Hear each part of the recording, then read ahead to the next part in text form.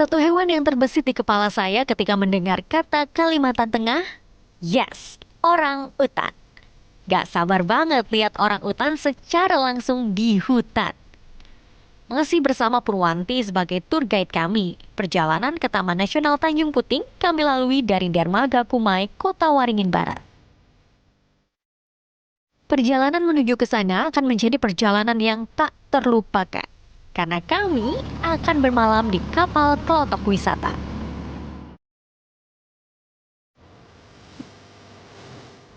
Akhirnya kita berangkat dengan kapal ini menuju Tanjung Puting. Kalau misalnya lihat di map ini sih, kita nanti akan masuk ke Sungai Sekonyer. Selama perjalanan itu pun nanti akan bertemu tuh sama binatang-binatang liar yang ada di situ. Sepanjang perjalanan kami menyusuri Sungai Sekonyer dengan berbagai pemandangan flora dan fauna. Ya, ini dia yang selalu menyapa kami. Hai bekantan. Banyak sekali ya. Jadi bekantan ini kerap berkelompok. Selain itu juga ada burung yang sangat cantik, yaitu Raja Udang. Terus menyusuri sungai, kami pun bertemu Asian Black Hornbill. Kalau beruntung dan air sungai surut, maka pengunjung dapat bertemu buaya yang melintas ataupun sedang berjemur. Aktivitas pertama yang langsung kami lakukan adalah ke feeding station untuk melihat orang utan yang datang makan pisang.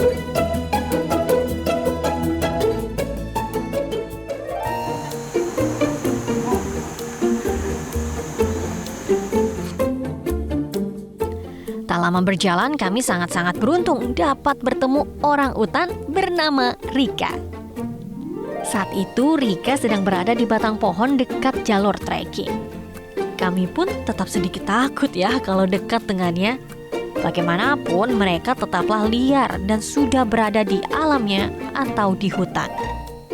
Sejenak kami mengabadikan momen mahal ini dan melanjutkan perjalanan walaupun Rika sempat merasa terancam.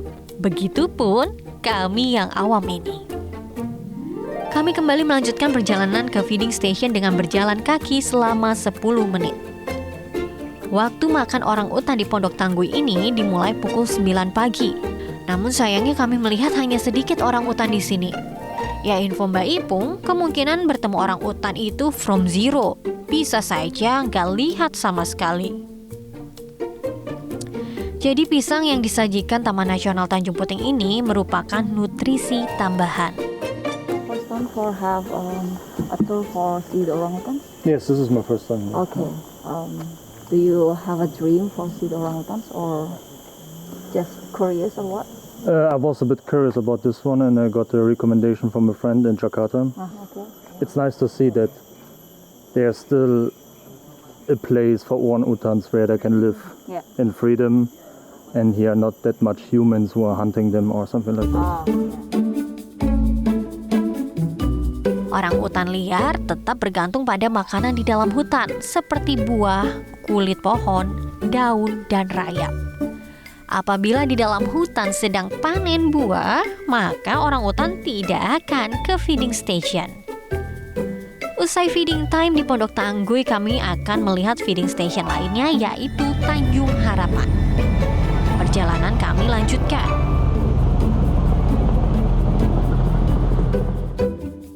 Kapal ini terbuka, terdapat meja makan untuk menyantap makanan mulai sarapan hingga makan malam. Dalam perjalanan kami pun akan menyantap makan siang dengan beragam menu yang pastinya akan memanjakan perut yang sudah mulai lapar.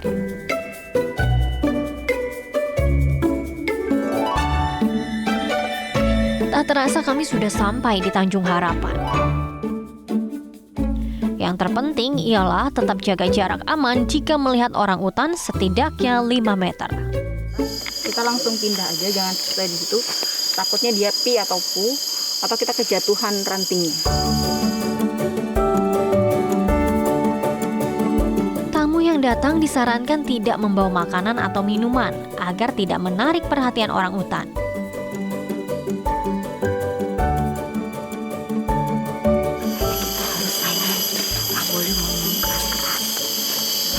Ribut, mereka pergi.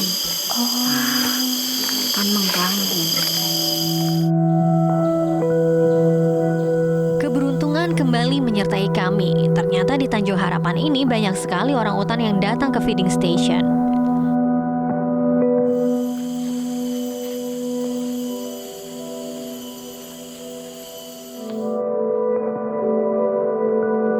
Setelah dia mengamati orang utan, ternyata mereka mengambil banyak pisang, lalu membawanya ke bagian atas pohon.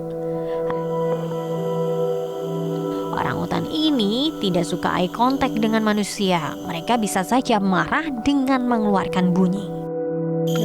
Udah. Tuh. Udah. Walaupun beda ya. Itu dia marah tuh. Udah potekin ranting. Nanti kalau misalnya dia bete beneran dilempar ke orang yang di bawah. Tadi udah gitu soalnya. Nah itu masih megang rantingnya tuh. Tuh kan. Tuh. Dibuang. Tanjung Puting menjadi satu-satunya di dunia sebagai tempat peluang terbesar untuk menyaksikan orang utan secara liar. Hingga saat ini, wisatawan yang datang 80% ialah wisatawan asing.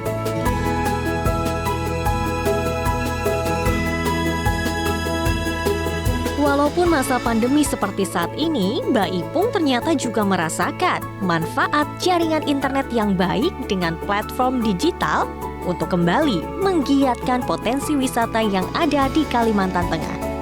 Salah satunya dengan mengasah kemampuan berbahasa Inggrisnya secara online bersama tutor dari Jakarta berkat bantuan pemerintah yang memberikan pelatihan bahasa Inggris secara gratis bagi para pelaku pariwisata di daerah.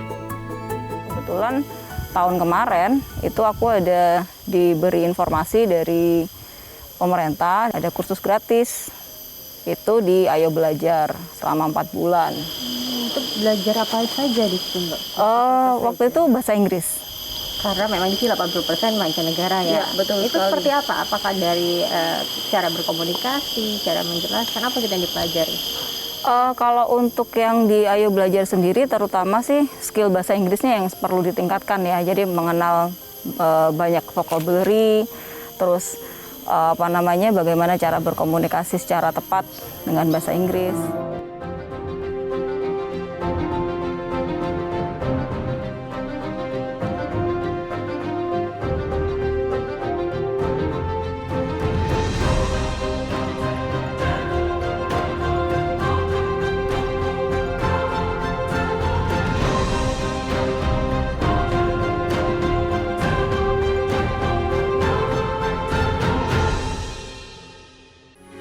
Metro TV. Jelajahi cara baru mendapatkan informasi. Download Metro TV Extend sekarang.